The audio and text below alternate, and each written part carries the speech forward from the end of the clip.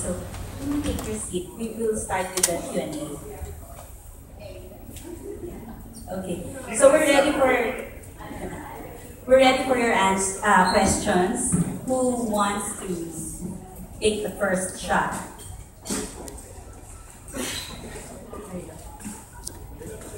Okay, it's Maridol from Yahoo. Orianthi, this is your first time in Manila. What are your expectations of the Filipino audience, because you're playing all over the world? Have you heard about the audience and how they react to musicians and what their tastes are, etc.?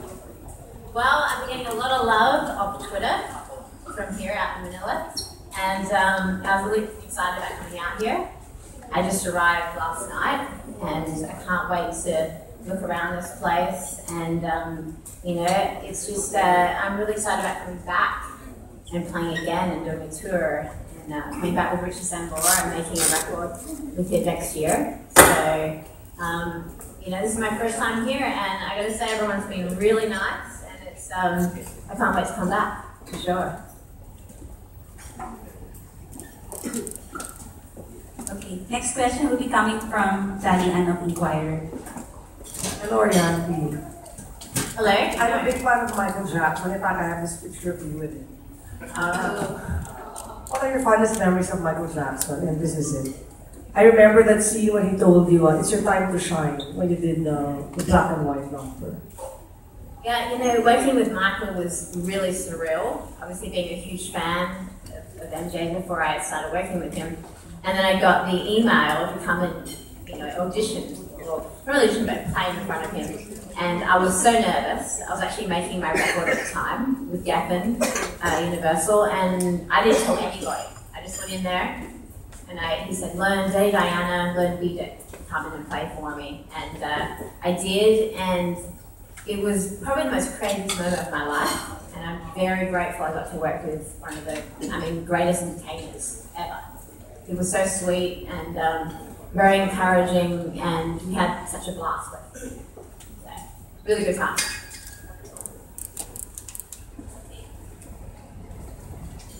Thank you. Next question will be coming from Pao of Bulletin. Hi, Orianthi.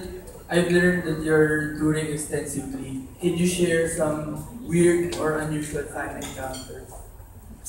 I'm sorry? Some fan encounters. Some weird and fan unusual encounters? fan encounters.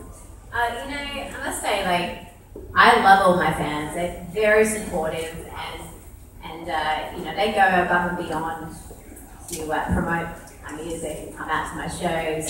I mean, you know, there's been some crazy moments where, there's one time where I actually twisted my ankle because I was running through the snow, trying to get to the bus, put berries in the refrigerator, and that sounds very weird.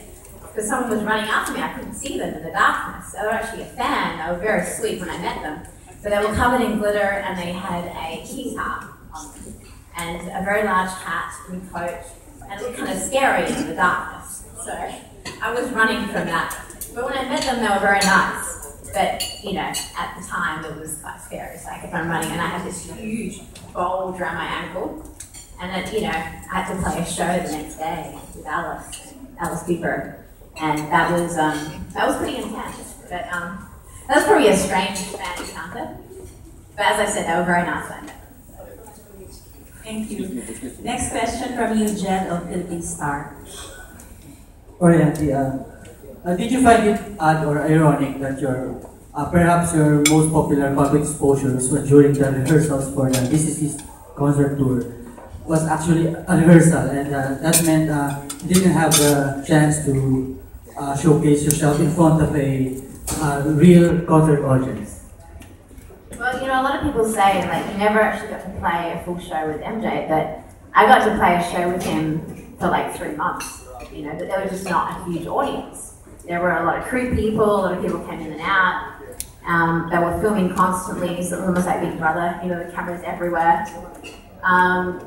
I just feel like I got to perform with him, and those moments I had on stage with him was very, you know, special to me, and I learned a lot from that entire band too, and they're all very dear friends of mine. Crazy time, but you know, I'm very grateful for that, for sure. Those rehearsals were seen on the movies, right? Billions of people watched it. Yeah. Yeah. Next question from Watch, also inquired. You worked with some of the biggest names in rock. What's the most insightful advice that you've gotten from any of them? Well, you know, when I was 18, the reason why I play electric guitar is actually because of Carlos Santana. And I got to meet him when I was 18, and he got me up on stage, and I thought it was just to get my guitar signed when I met him, and I would be happy with that. But he got me on stage for like an hour, and he basically just said, let go of fear, just play.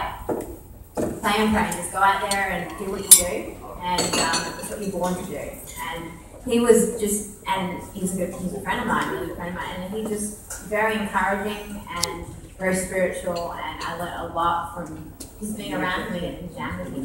You know? And it's really cool when you get to meet your idols, and they're great people, and like that. You know, it makes you just admire them even more.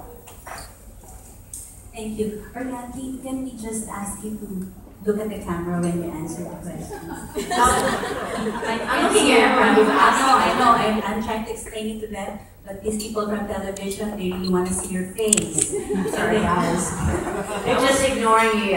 They will normally shout and say, oh, face here, but they're really shy before you.